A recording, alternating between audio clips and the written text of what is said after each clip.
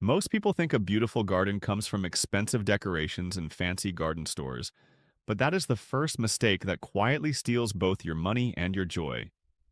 I made that same mistake years ago and I watched neighbors spend hundreds of dollars on ornaments that looked nice for one season and then faded, cracked, or ended up forgotten behind the shed.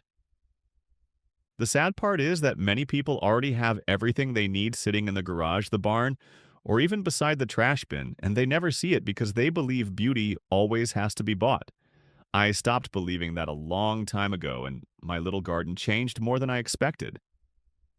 When visitors walk through my gate now, they often ask where I bought this planter or that flower stand, and they always smile when I tell them I did not buy it at all. That is when I know they are making the same mistake I once made. I am not a designer, and I never tried to impress anyone.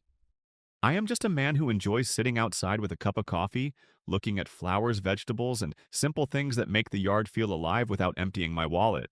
Over the years, I learned that the best ideas are usually the oldest ones because they were created by people who had very little money but plenty of patience and common sense. Those people looked at an old bucket and saw a flower pot. They looked at broken bricks and saw a garden path.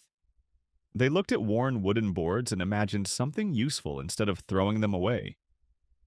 Most people miss that way of thinking today because they are always searching for the next expensive solution. I want to show you another way, and I promise it is much easier than it looks. In this video, I will share the little ideas that changed my own yard one step at a time, without rushing and without spending much at all. Some of these tricks were shown to me many years ago by an old neighbor who could build something beautiful from almost nothing. And every time I use one of his methods, I remember how he smiled and said that a good garden is built with careful hands, not a full wallet. The first thing I changed surprised even me, and it started with something most people throw away without a second thought. The first lesson I learned was that empty space is never really empty because it is waiting for someone to notice its potential. Years ago, I had an old pile of wooden pallets leaning against the back fence, and every spring I told myself I would get rid of them. They stayed there through rain and snow until one afternoon an older friend stopped by and asked me why I was throwing away perfectly good garden decorations. I laughed because I could not imagine anyone calling those rough old boards beautiful. He smiled and told me that most people make the mistake right there because they only see what something used to be instead of what it could become. We spent one afternoon taking those pallets apart one board at a time. There was nothing complicated about it, and we used the same old hammer I had owned for years. By sunset, we had built two simple raised flower boxes and a small vertical planter that stood against the fence. We did not paint them right away because weathered wood has its own charm, and after I filled them with flowers, the whole corner of the yard looked warmer and more welcoming than it ever had before. Visitors thought I had bought them from a garden center, and they were surprised when I pointed to the few boards we still had left. Very few people do this today because they think every project has to be perfect before anyone sees it. That is another mistake. A garden grows slowly, and so should its decorations. You do not need to finish everything in one weekend. Add one simple idea and live with it for a while. Then add another when you feel ready. That is how my own garden slowly became a place where I enjoyed spending every evening. Another old method I still use is collecting stones from around the property instead of buying decorative edging. Every spring I gather a few more while cleaning the yard and place them around flower beds one by one.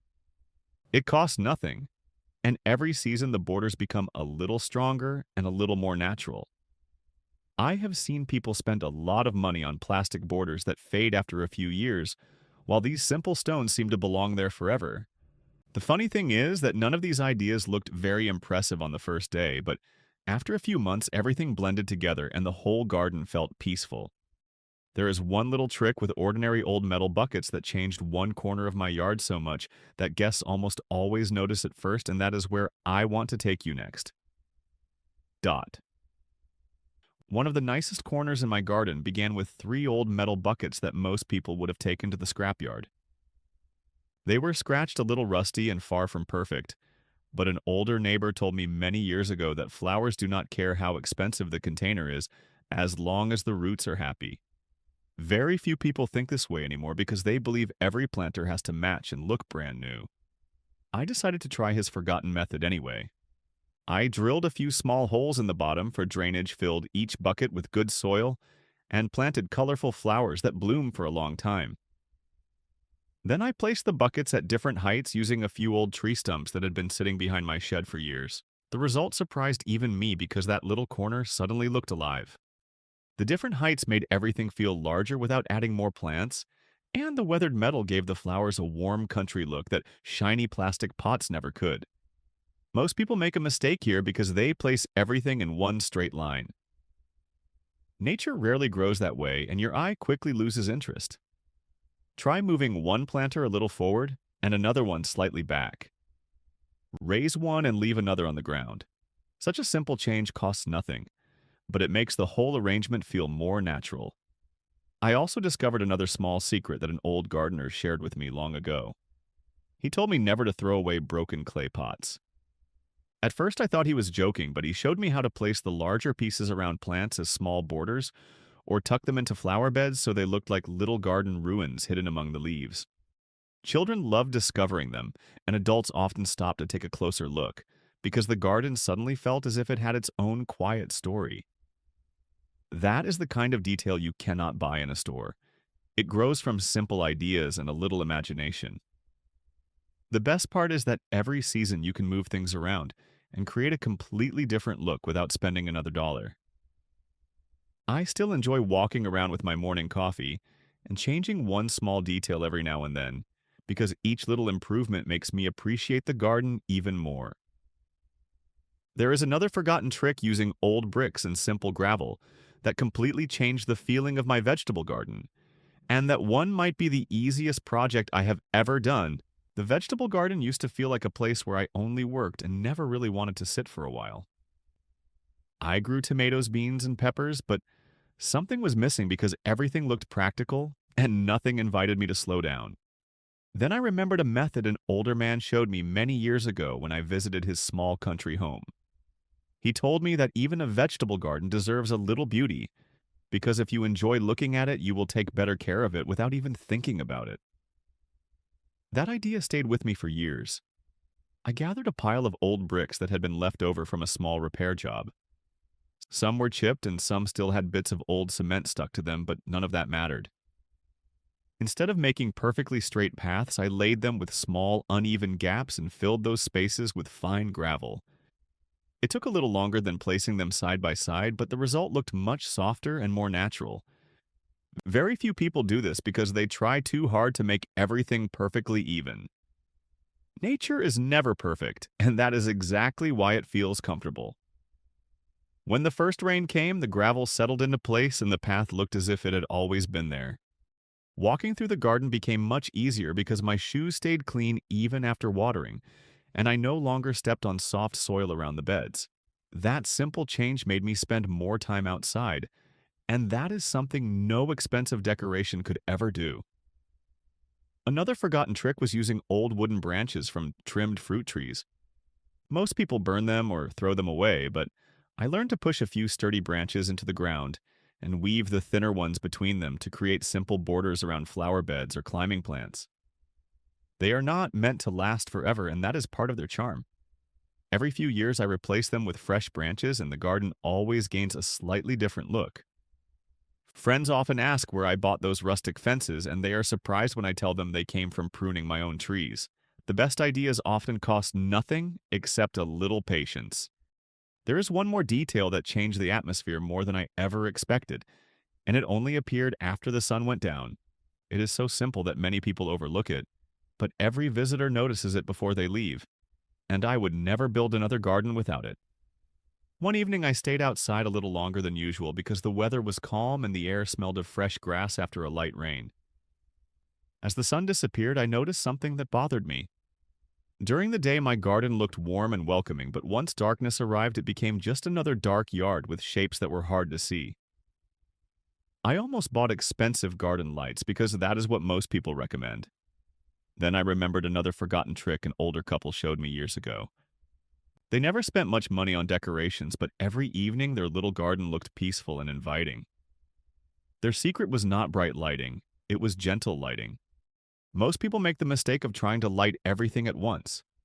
They fill the garden with strong lamps that shine in every direction, and the place loses its quiet feeling.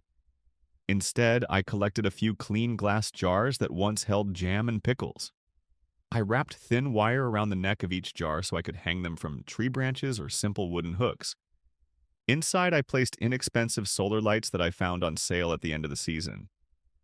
During the day, they charged themselves without any effort, and every evening they gave off a soft, warm glow. The light was never too bright, but it was enough to guide the eye toward flowers, a small bench, or the garden path. Visitors often asked where I had bought those hanging lanterns, and they smiled when I told them they were made from old jars that most people recycle without a second thought. Very few people try this because they think homemade decorations cannot look elegant. In my experience, the opposite is often true. Handmade pieces have a character that factory products rarely have because everyone is a little different. Another simple idea came from an old watering can that had developed a small leak. It was no longer useful for watering plants, but it became one of my favorite decorations. I placed it beside a flower bed and planted trailing flowers inside so they spilled gently over the sides as if they were flowing out like water. It took only a few minutes to make, and every season it becomes one of the most photographed corners of my garden. None of these projects required special skills or expensive tools. They only required looking at ordinary things with fresh eyes. There is one final method that brought everything together and made the entire garden feel complete without adding anything costly at all. After all these years, I have learned that the most beautiful gardens are not the ones filled with expensive decorations. They are the ones where every corner has a small story behind it. That is why I almost never throw useful things away before asking myself one simple question. Can this become part of the garden instead of part of the trash?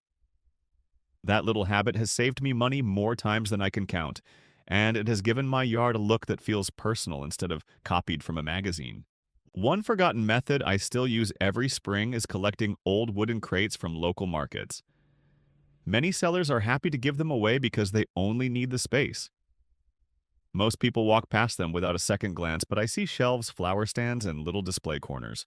I stack 2 or 3 crates together without making them perfectly straight because the small differences make everything look relaxed and natural. Then I place clay pots, herbs, or colorful flowers inside. Sometimes I even keep a few gardening tools there because they are easy to reach and they become part of the decoration at the same time.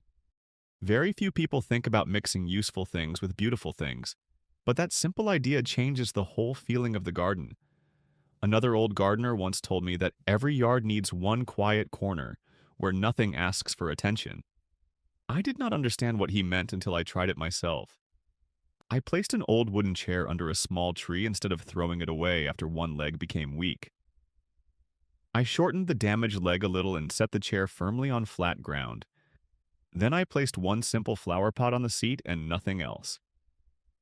It became the calmest place in the entire garden. Visitors often stop there without even realizing why. They look around more slowly and somehow the whole yard feels larger because there is a place where the eye can rest. Most people make the mistake of filling every empty space with decorations, but sometimes leaving a little room to breathe creates a much stronger effect. The wonderful part is that none of these ideas require special talent. They only require patience and the willingness to see ordinary objects in a different way. There is one final thought I always keep in mind whenever I change something in my garden, and it is probably the most valuable lesson I have learned through all these years because it has nothing to do with money and everything to do with enjoying the place you create with your own hands. When I look around my garden today, I do not see expensive decorations or perfect designs. I see old buckets that became flower planters. I see wooden pallets that found a second life instead of ending up in a fire. I see jars that glow softly every evening, and weathered bricks that guide me through the vegetable beds. Every little corner reminds me that beauty does not have to come from a store. It can come from patience, simple ideas, and the willingness to use what you already have. That is probably the greatest lesson I have learned over the years. Most people believe they need a larger budget before they can improve their garden, but I have found that they usually need a different way of looking at ordinary things. Once you begin thinking that way, you will notice useful materials almost everywhere. An old wheelbarrow can become a flower display. A broken ladder can hold pots filled with herbs. A few leftover stones can frame a small path. None of these ideas are difficult and none of them require special skills. They only ask you to slow down for a moment before throwing something away.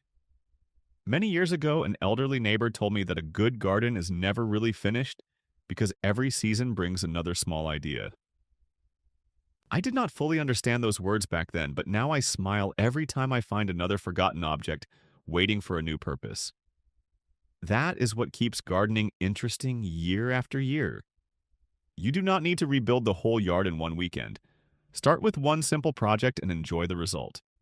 Then, when you have time, add another small detail. Before long, your garden will begin telling its own story, and every improvement will feel like something you created with your own hands instead of something you simply purchased. That feeling is worth much more than any expensive decoration.